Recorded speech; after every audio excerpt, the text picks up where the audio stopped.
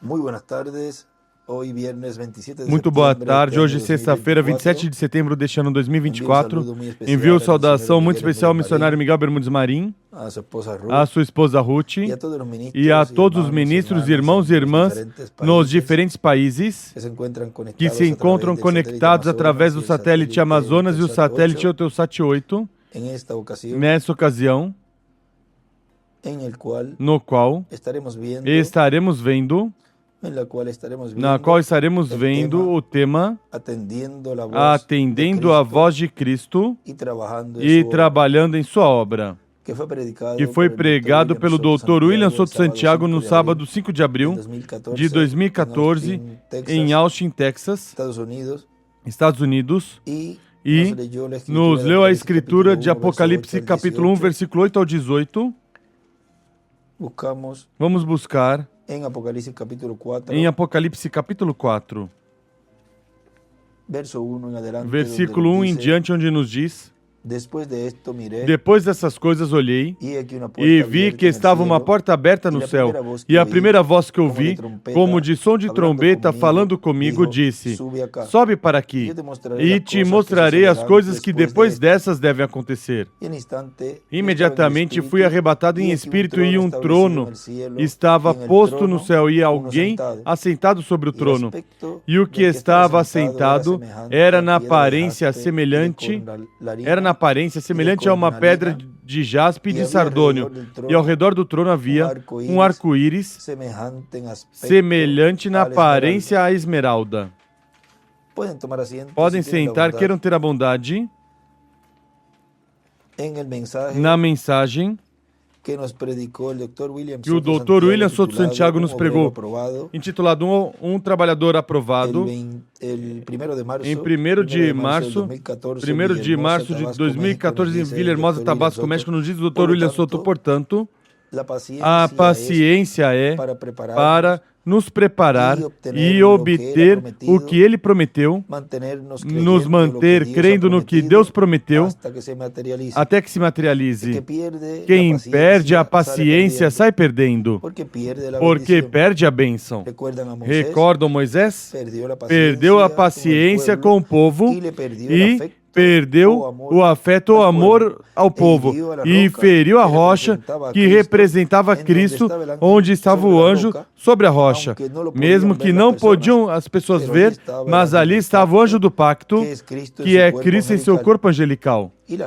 E a rocha, consequentemente, representava Cristo. E feri-la representava ferir Cristo em sua segunda vinda. A primeira rocha, essa no Monte Horebe, representava a primeira vinda de Cristo e tinha que ser ferido na cruz. E quando Moisés feriu a rocha para que saísse água para o povo, esteve bem, porque essa foi a forma que Deus disse que fizesse. Aí não estava tão impaciente. Mas com 40 anos com um povo sempre reclamando e tentando apedrejá-lo em algumas ocasiões, Moisés estava muito triste com o povo, mesmo que estava contente com Deus. E algumas vezes Moisés também reclamava a Deus dizendo: Eu gerei este povo, mas é assim na vida de um mensageiro para uma era. E se é para uma dispensação, é maior. Na mensagem, Desvelando Deus, nos diz na página 27, o reverendo William Branham nos diz: agora o véu natural, Deus, a palavra escondida em carne humana. O que era isso? Deus estava velado, oculto em Moisés. Deus estava em Moisés. Aí escreve embaixo: Deus velado em Moisés. Deus estava em Moisés velado e a presença de Deus estava nele. Ele era tão perfeito como aquela palavra nele dessa forma. Ele era tão perfeito com aquela palavra nele dessa forma, que ele teve que se cobrir o rosto com um véu. E foi um profeta vindicado que descobriu a palavra e disse: não farás, não farás e não farás. Vem?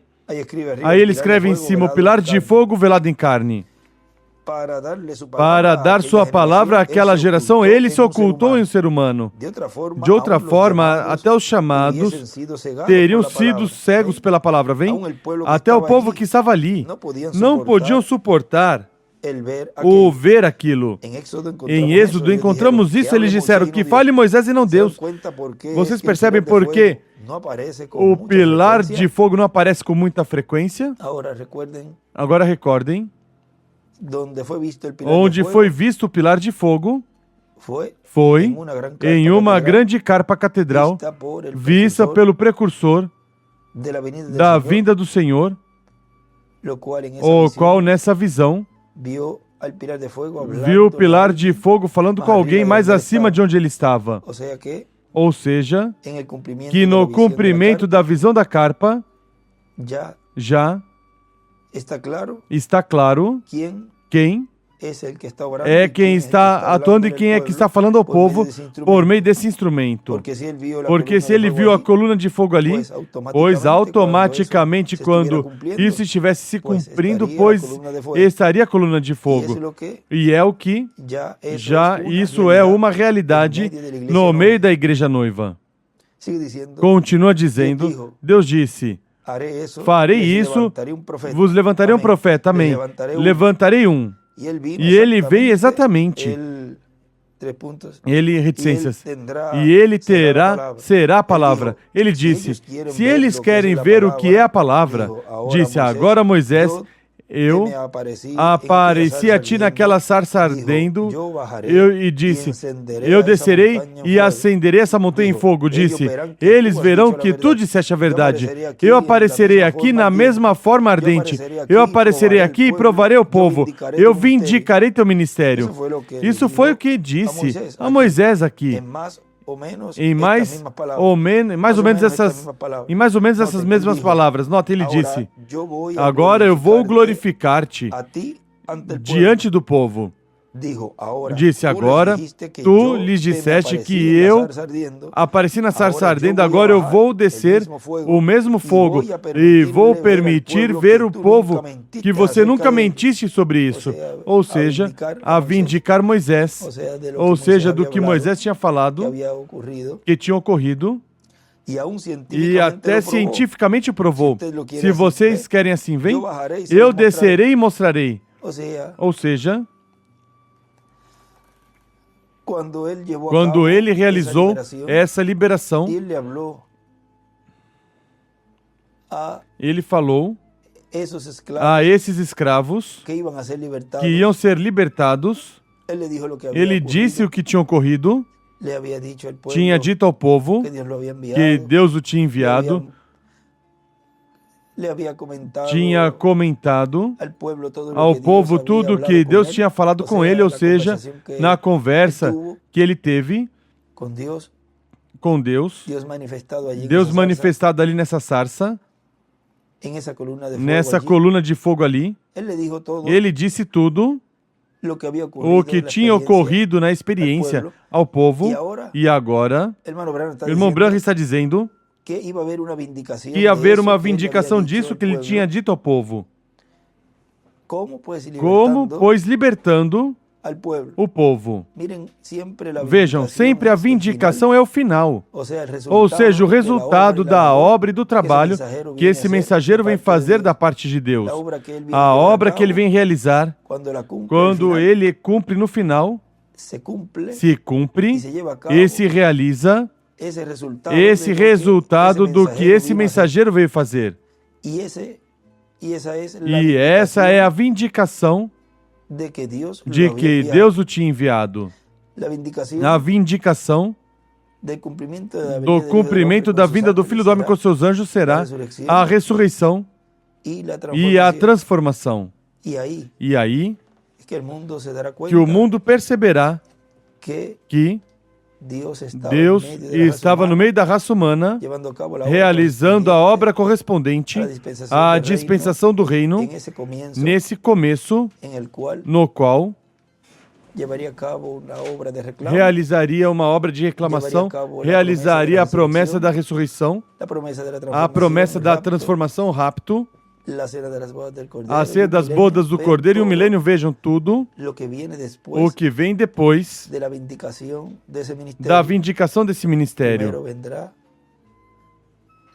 Primeiro virá o trabalho, no qual muitas pessoas talvez não entenderão, não compreenderão, mas os escolhidos, os sábios, compreenderão. Eles, amando sua vinda e recebendo sua vinda, estariam depois recebendo na vindicação as promessas correspondentes a essa obra de reclamação, a qual começa de uma forma progressiva, até chegar à parte culminante onde Deus vindicará isso que ele está realizando hoje. Continua dizendo, e quando ele começou a trovejar, quando Jeová começou a trovejar, o povo disse: